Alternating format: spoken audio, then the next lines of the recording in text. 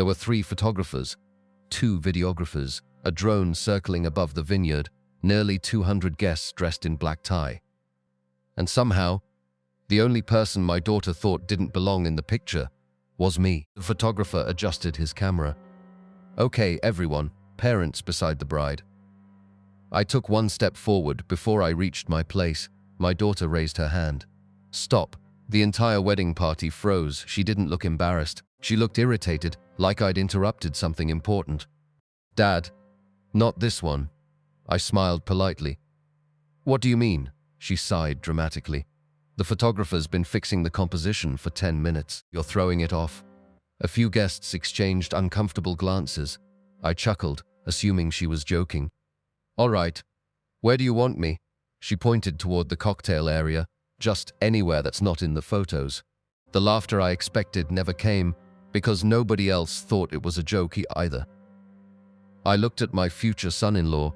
Ethan suddenly became fascinated with his shoes. His parents looked away. Even the photographer lowered his camera. "Nobody wanted to be standing there anymore," I asked quietly. "You don't want your father in your wedding pictures?" She folded her arms. "I want beautiful memories, not awkward ones." There are sentences that sting. Then there are sentences that erase 40 years in a heartbeat. I stared at my daughter, the little girl who used to climb onto my shoulders to watch fireworks, who cried when I left for business trips, who insisted I dance with her in the kitchen every Sunday morning because her mother said I looked silly. I couldn't find that little girl anywhere. Standing in front of me was a stranger worried that her father didn't match the aesthetic. She noticed I wasn't moving. "Dad, please don't make this difficult. I've spent too much money for everything to look perfect." Too much money, those words echoed in my head because she hadn't. "Not really. My name is Victor Hale. I'm 68 years old. I've owned Hale Event Group for almost 30 years. We don't plan weddings. We own venues, 5 historic estates, 2 lakeside properties, 1 restored vineyard that books nearly 18 months in advance. The vineyard where my daughter was getting married was ours, not hers, mine. When she got engaged, she insisted she didn't want special treatment. I want to pay like everyone else." I admired that, so I agreed. We drew up a normal client contract, no family discounts, no hidden favors, just business. 3 months later, she came to my office carrying spreadsheets. "Dad, we're over budget." She looked exhausted. "I can cover the deposit, but not the final payment until after the honeymoon." I told her company policy didn't allow unpaid balances before an event. She nodded. "I understand." Then she smiled. "But you're my dad." I should have recognized the difference between asking for help and expecting it. Against my better judgment, I authorized a temporary extension, 1 condition. The remaining balance had to be wired before midnight on the wedding day. Otherwise, the agreement automatically became overdue. She hugged me. "I won't let you down." I believed her. As the months passed, every upgrade became essential. Important flowers, crystal chandeliers, a 12-piece orchestra, fireworks over the vineyard, a celebrity pastry chef flown in from another state. Each request ended the same way: "We'll settle everything after the wedding." The unpaid balance quietly climbed higher until it reached just over $218,000. Nobody except my accountant and I knew the exact number. Not even Ethan. Whenever he asked about invoices, my daughter answered, "Dad's handling it." Technically, she wasn't lying. Back at the vineyard, the photographer cleared his throat. "Should we continue?" My daughter nodded. "Yes, without him." Without him, 2 words, 40 years of fatherhood reduced to 2 words. I looked around. Not one member of my family spoke. Not my sister, not my nephew, not my cousins. Silence has a sound. It's the sound people make when they're afraid that doing the right thing will ruin the mood. So I smiled, not because I wasn't hurt, because I suddenly became very calm. "You're right." I straightened my jacket. "I won't ruin another photograph." She exhaled with relief. "Thank you." I nodded once, then turned around. I didn't head toward the cocktail hour. I didn't sit with the guests. I walked straight through the reception hall, past the floral displays, past the ballroom entrance, and into the small office where the venue manager kept the event files. The operations manager looked up. "Mr. Hale?" I closed the door behind me. Pull up contract 47B. He frowned. Your daughter's event? Yes. He opened the file. The payment status appeared in red across the screen. Final balance. Past due 8:12 a.m. Pending ogre if you've looked at the clock on the wall, 4:17 p.m. The reception hadn't even started. I quietly asked one question. Has a single dollar of the outstanding balance arrived today?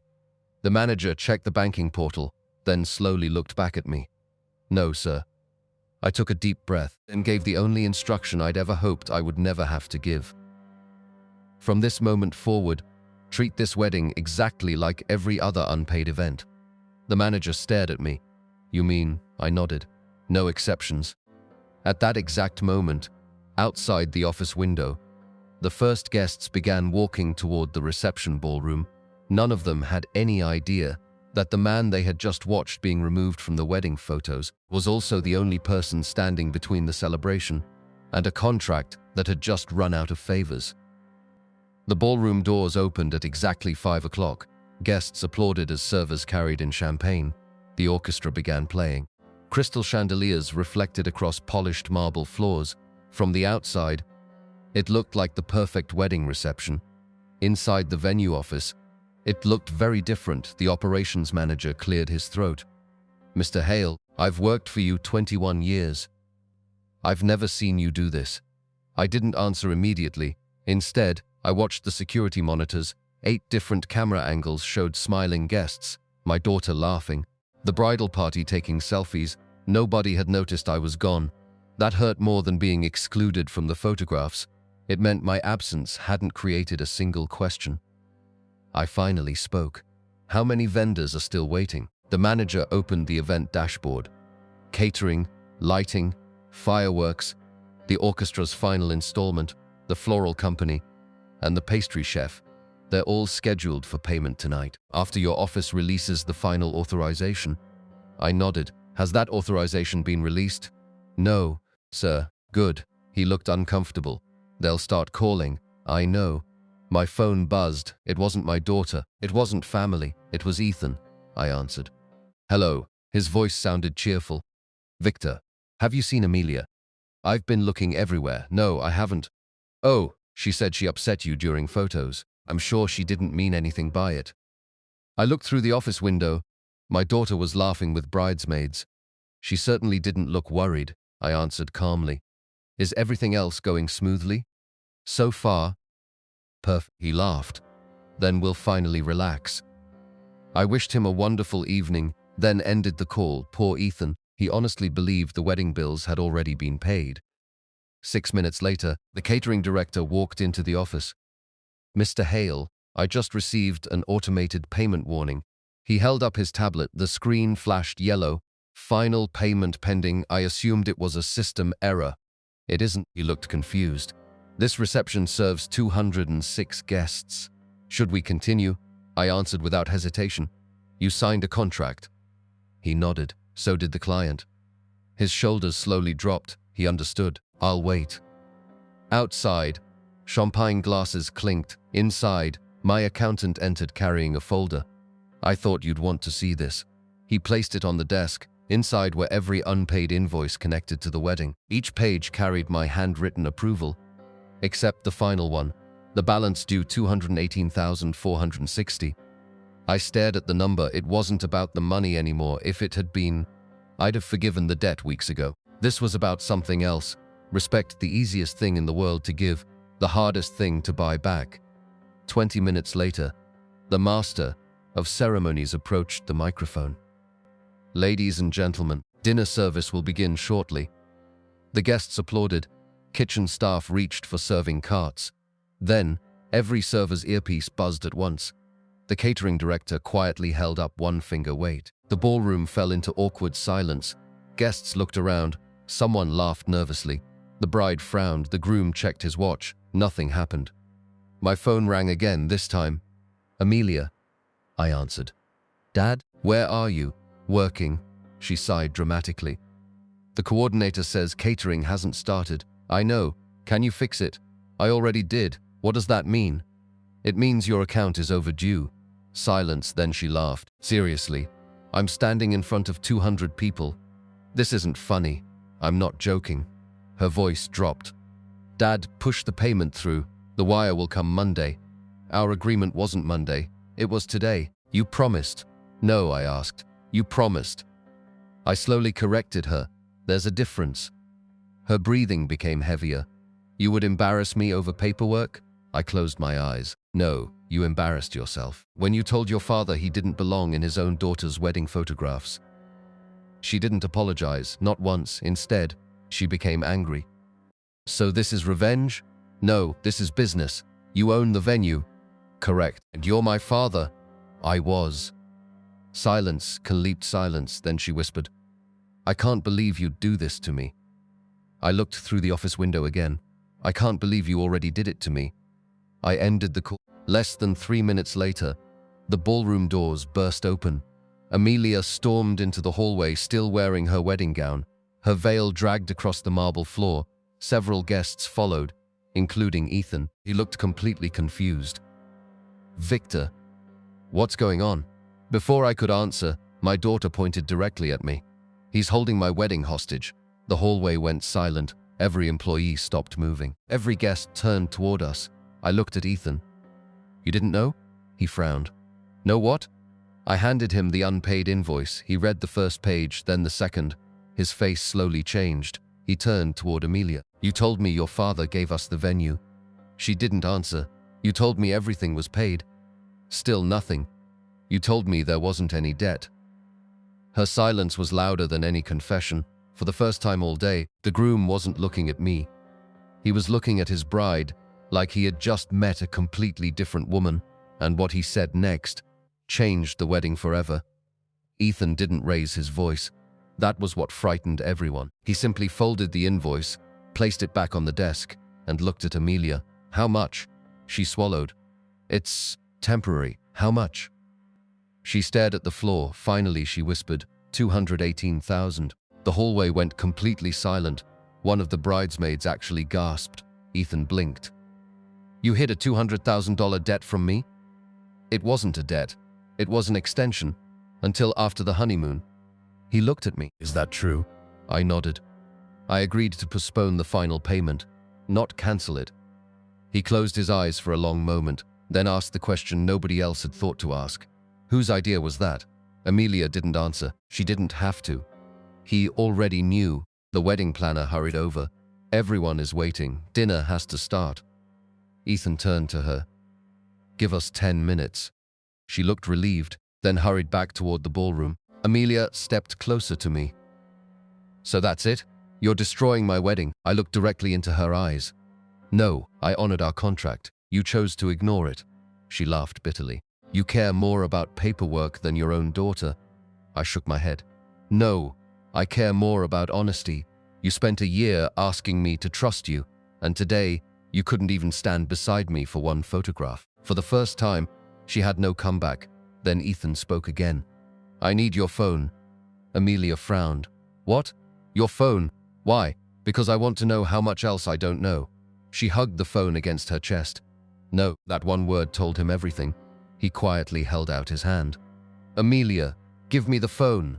No.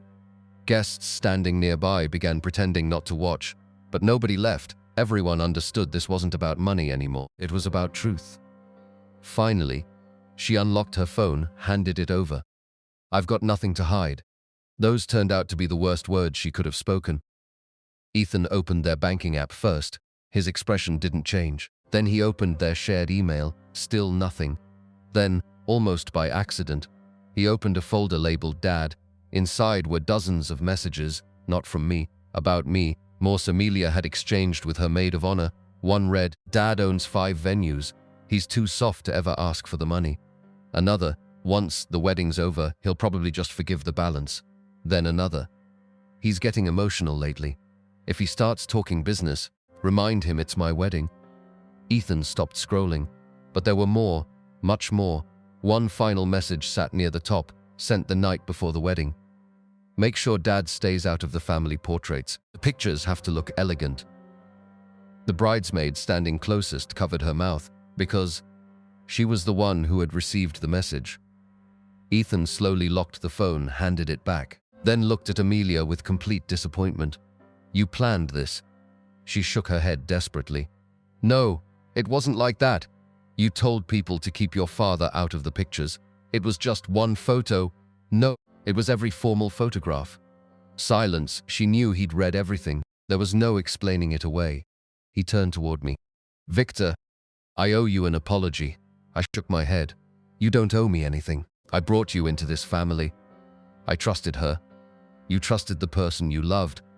That's not a crime." He nodded slowly, then reached into his jacket pocket, pulled out his wallet, removed every credit card he carried. He placed them on the office desk. "I don't have enough, but I'll sign whatever loan papers are necessary. I'll repay every dollar." I pushed the cards back toward him. "No." He looked confused. "This debt isn't yours. It belongs to the person who created it." Amelia stared at me. "You'd rather bankrupt me than help me," I answered quietly.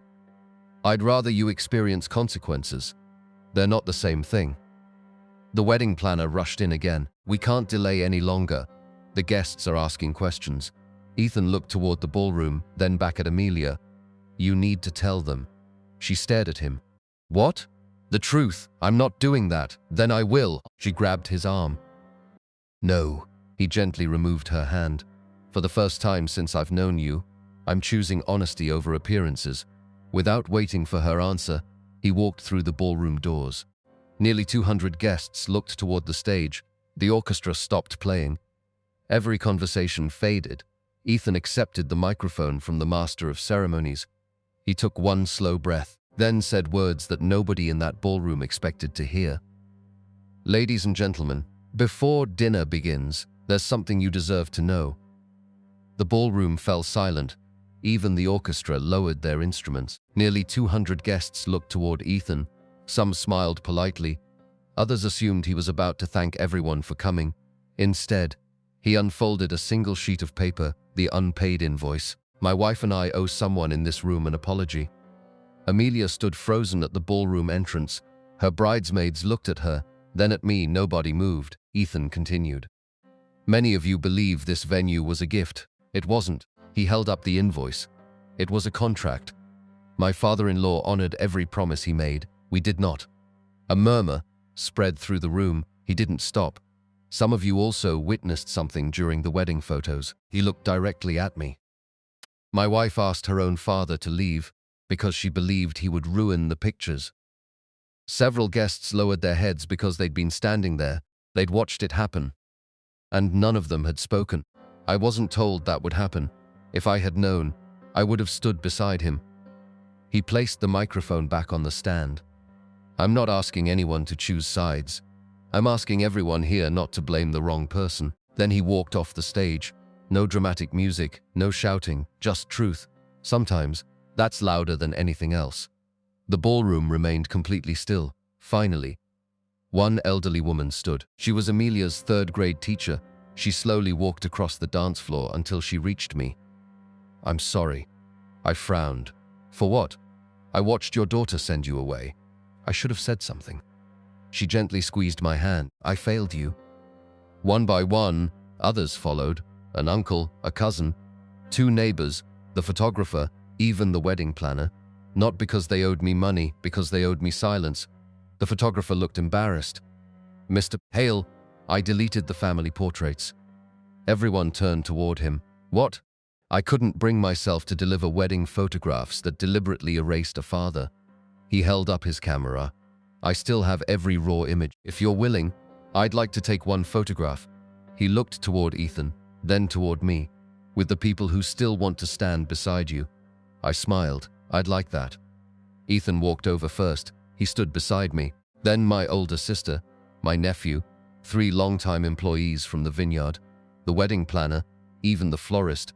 No one was arranged by status. No one was positioned for appearances. They simply stood where they wanted. The photographer smiled. "This one looks like a family." The shutter clicked, just once. It became my favorite photograph, not because everyone was smiling, because nobody in it was pretending. Meanwhile, Amelia remained standing alone near the ballroom doors, still wearing her wedding gown, still surrounded by thousands of dollars worth of flowers.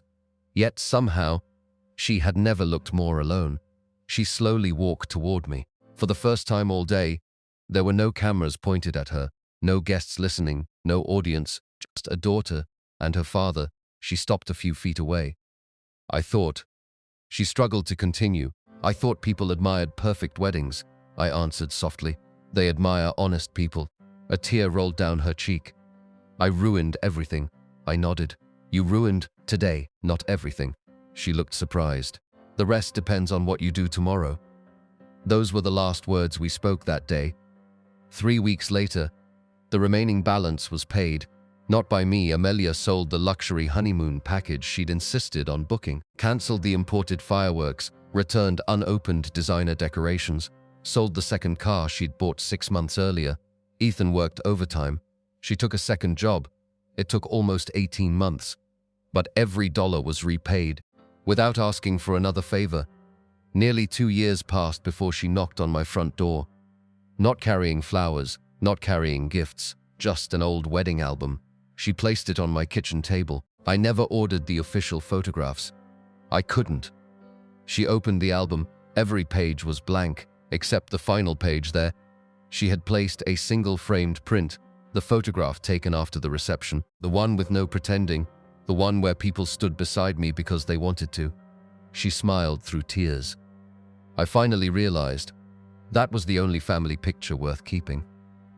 I looked at the photograph for a long time. Then I quietly reached for another frame sitting on my bookshelf. It was an old picture of Amelia at 5 years old, sitting on my shoulders at the county fair, cotton candy in one hand, my baseball cap sliding over her tiny ears. I placed it beside the new photograph. Neither picture is perfect, I said, but both are real. She nodded, and real lasts longer. People often think respect comes from being a parent. It doesn't. Respect comes from how you treat the people who loved you before anyone else did. My daughter asked me to step out of her wedding photographs because she believed I ruined the picture. She was wrong. The only thing that ever ruined that day was forgetting that no celebration is beautiful if the people who built your life have been cropped out of it.